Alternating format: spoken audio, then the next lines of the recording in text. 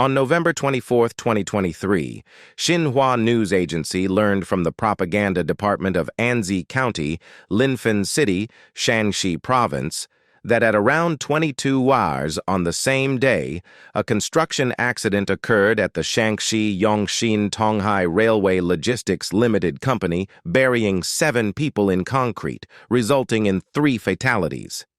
Netizens shared an analysis of the reasons behind the accident, where a scaffolding collapse led to 7 people being buried in reinforced concrete. From the video, it can be observed that the construction height exceeded 30 meters. According to relevant national regulations, this already falls into the category of extremely hazardous projects. It requires expert evaluation, and construction should proceed according to the plan proposed by experts. Unfortunately, judging by the spacing, construction methods, and support of the scaffolding on site, it is likely that the construction did not follow the plan. Additionally, upon closer inspection, the scaffolding was surprisingly arranged in a single row. According to regulations, the height of a single-row scaffold should not exceed 24 meters. Here, it directly reached over 30 meters. In the end, netizens lamented that the current regulatory system seems to be a mere formality. Even if the construction unit disregards lives for profit or lacks technical knowledge, shouldn't the supervisory personnel intervene when obvious issues arise? This is not an isolated incident. Let's take a look at the chaos on various construction sites. Reviewing safety accidents involving tower cranes at construction sites, each scene is heart-wrenching.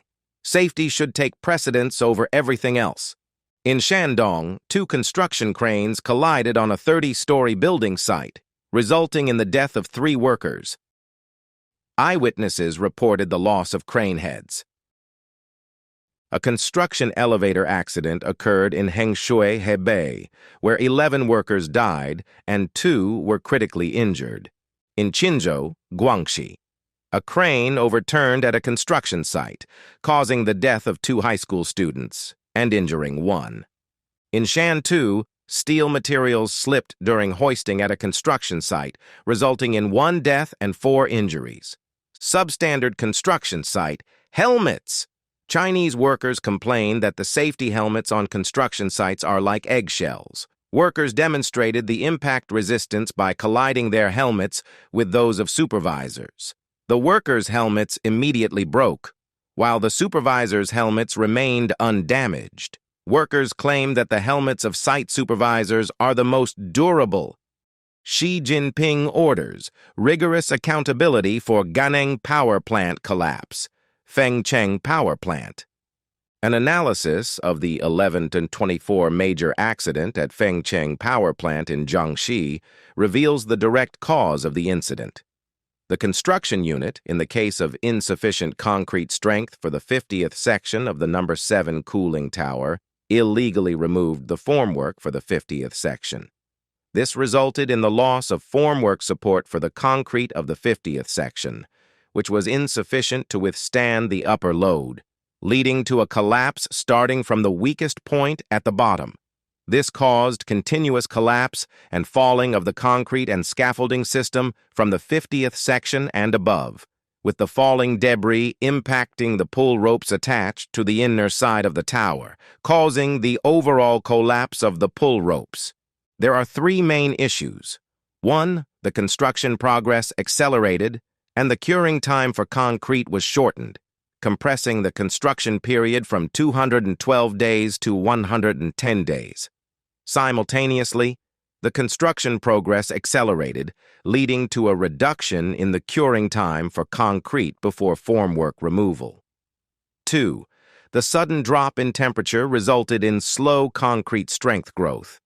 Between November 21st and November 24th, the local temperature dropped sharply, and the construction unit did not implement appropriate technical measures to address the slow growth of concrete strength. Experimental simulation under the aforementioned conditions revealed that the compressive strength of the 50th section of concrete ranged from 0.89 to 2.35 MPa, and the 51st section's compressive strength was less than 0.29 MPa. According to mandatory provisions in national standards, The concrete strength for removing the 50th section formwork should be above 6 MPa. 3. The construction unit illegally removed the formwork despite the incomplete curing of the 50th and 51st section concrete. Although the project supervision team discovered this issue during the trial monitoring, they failed to take effective measures, allowing the labor team to illegally remove the formwork, leading to the occurrence of the accident.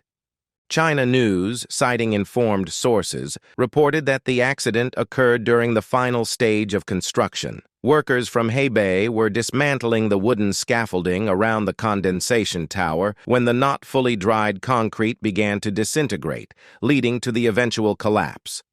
The source mentioned that among the deceased workers, the majority were middle-aged men between the ages of 30 and 40. Currently, 68 bodies of confirmed victims have been identified, with the youngest being 23 years old and the oldest 53.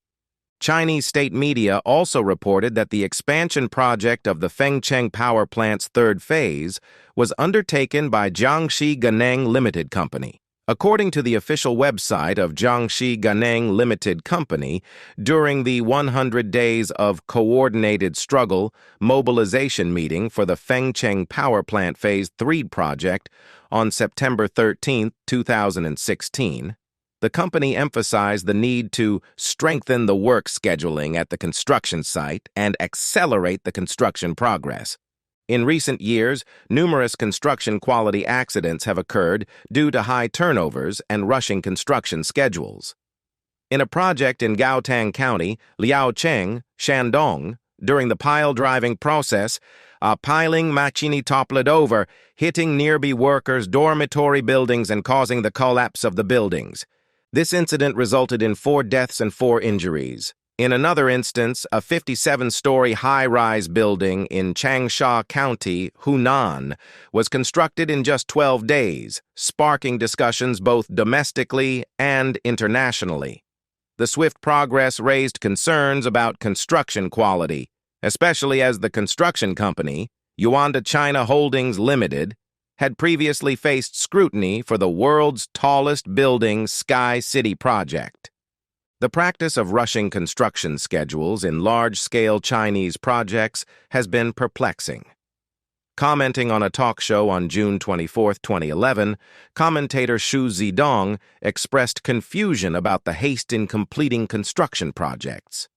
The hosts emphasized the importance of prioritizing safety over rushing construction timelines. They cited examples such as the Shenzhen Bay Bridge and Hong Kong's new airport, where expedited construction led to operational issues and safety concerns. Furthermore, they discussed China's high-speed rail projects and urged a focus on safety rather than meeting political deadlines. They cautioned against treating construction as a task, emphasizing the need for the utmost safety and security. Ironically, within a month of this broadcast, China's high-speed rail system experienced a major accident. The discussion also touched upon the Wenzhou train collision in July 2011, questioning whether the high-speed rail accident was a natural disaster or a result of human error. They pondered the role of Chinese media as either a mouthpiece for the people or a tool of the government, and the implications of accidents on China's pursuit of rapid GDP growth. In 2016, the New York Times reported that China witnessed a high number of work-related accidents annually, occurring in coal mines, factories, construction sites, and on roads, resulting in tens of thousands of deaths.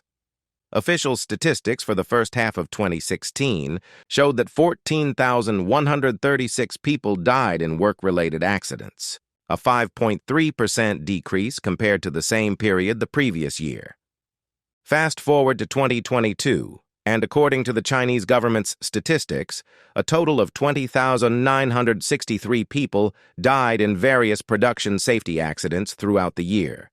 The number of deaths in work-related accidents per 100,000 employees in mining, commerce, and industry increased by 22.7% from the previous year, leaving a grim impression of the situation.